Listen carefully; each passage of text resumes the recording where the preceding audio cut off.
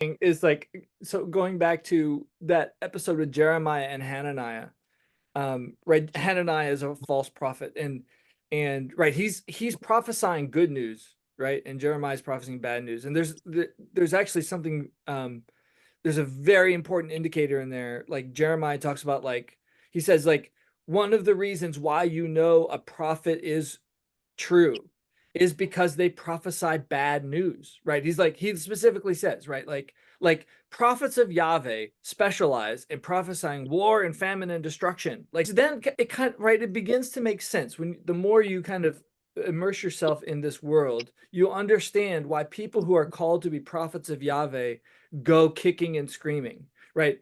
It's because almost in the Old Testament, the message, right? It's like, if gospel is good news, the prophetic message is bad news, right? It's like that's what you're being called to give, is bad news.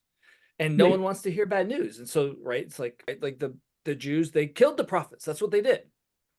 Um, which makes it all the more special, right? Like once Jesus comes and dies and rises again, now, right? It's not a message of bad news anymore.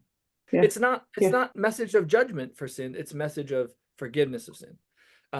Really great, right? If you think about, for hundreds of years, that when people were called to proclaim God's message, it was always bad news. But now, for 2,000 years, we've been called to give good news. Right. Like I'm thankful I'm a Christian and not an Old Testament Jew.